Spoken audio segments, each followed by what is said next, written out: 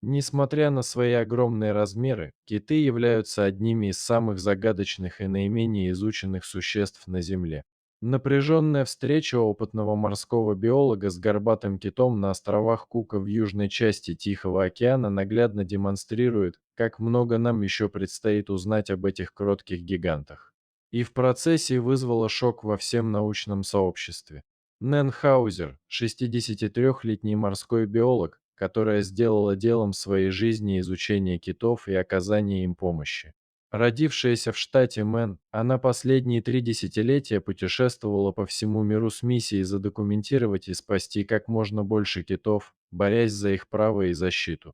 Был конец лета, когда Нэн плавала у берегов Раротонги в сопровождении исследовательского судна и под наблюдением своих коллег, которые отслеживали ее курс на глаз и с помощью беспилотника, использующего водонепроницаемую камеру.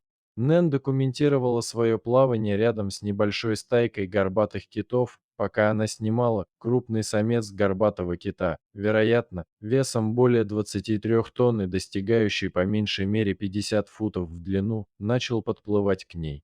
Обычно, плавая с китами, именно Нэн приближается к животному, чтобы понаблюдать за его поведением, а не наоборот, но на этот раз что-то было по-другому. Огромное животное неслось на нее, и когда оно приблизилось, она поняла, что не сможет убраться с его пути. Если кого и можно считать экспертом по плаванию с китами, так это, наверное, Нэн. Это большая часть ее работы, и она делала это больше, чем большинство людей на Земле, сотни, если не тысячи раз за всю свою карьеру защитника природы и морского биолога. Поэтому, когда она была сбита с толку поведением кита, она поняла, что попала в беду. Чем ближе подплывал кит, тем яснее становилось, что что-то не так. Когда Нэн попыталась убежать, кит продолжал набрасываться на нее, отталкивая все дальше и дальше от лодки.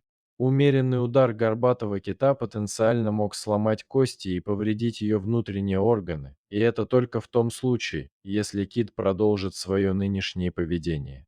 В то время как Нэн в данный момент толкала голова кита, она знала, что одно неверное движение может привести ее в зону досягаемости других, гораздо более опасных и мускулистых отростков, его ласт. Горбачи неизвестны агрессивным поведением, но, тем не менее, они чрезвычайно сильные животные, и даже одно неверное движение, один непреднамеренный удар плавником или хвостом могут лишить Нэн сознания и оставить ее тонуть. Держаться поближе к голове кита, вероятно, было самым безопасным местом, где она могла находиться, учитывая, что у горбатых китов во рту нет зубов, а скорее пластинки мягкого уса. Тем не менее, Нэн знала, что ей нужно дистанцироваться от кита как можно дальше и как можно быстрее. Чтобы сделать это, Нэн должна была оставаться настолько спокойной и собранной, насколько это было возможно. Однако, если кит почувствует какие-либо изменения в ее поведении, он может изменить свое, а рисковать этим она не хотела. Несмотря на экстремальную ситуацию, в которой она оказалась, Нэн решила продолжать документировать и фотографировать кита, пока она пыталась спастись. По мере того, как ее камера продолжала фиксировать события, Нэн становилась дурно от мысли, что она, вполне возможно, документирует свою собственную смерть. Вернувшись на исследовательское судно, друзья Нэн и ее команда следили за тревожным событием с помощью своего беспилотника. Они могли сказать, что что-то не так, но не могли помочь. Все, что они могли делать, это наблюдать и молиться. Нэн была не единственным человеком в воде, когда Кит решил начать отталкивать ее. Однако ее приятель по дайвингу был далеко не так опытен, как она, и не разделял ее понимание поведения китообразных. Кит-агрессор Нэн продолжал отталкивать ее все дальше и дальше. Между ней и ее исследовательским судном образовывалось расстояние, и вскоре Нэн должна была оказаться в открытом океане. И что еще хуже, через некоторое время стало казаться, что у них появилась компания. Вдалеке из глубин начало появляться еще одно огромное водное животное. Нэн могла сказать, что к ним присоединился еще один горбун. Нэн была в изрядных синяках от всего этого испытания, Кит толкал ее вперед более 10 минут, и грубые ракушки на его коже царапали ее тело всякий раз, когда Кит прикасался к ней. Внезапно Нэн поняла, к чему он клонит. Она могла видеть, что заставляло кита вести себя таким странным образом, и понимала, что находится в действительно опасной для жизни ситуации. Если она хотела жить, ей нужно было убираться отсюда как можно быстрее. Часто на расстоянии, близком ко второму киту, Нэн наконец могла разглядеть то, что заставляло его хлестать хвостом тигровую акулу, известную как акула-людоед.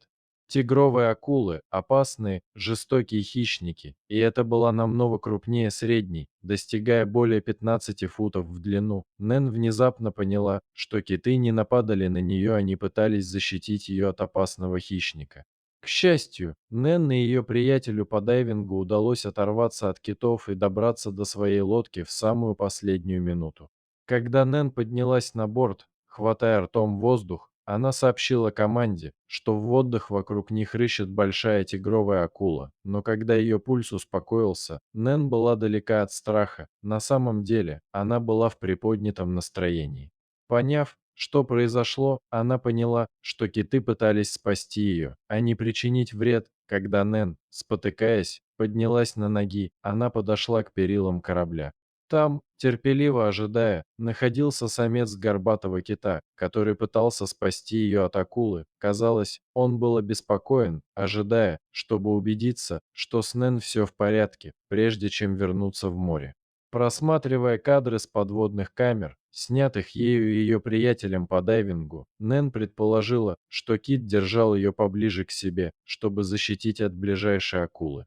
Это был первый раз, когда она слышала о китах, ведущих себя подобным образом с людьми, не говоря уже о том, чтобы испытать их на себе. Исследователи хорошо знакомы с тем, как горбачи помогают другим животным в опасных ситуациях. Морской эколог Роберт Питтман, например, однажды был свидетелем того, как горбач выбрасывал тюленя из воды, чтобы спасти его от стаи косаток.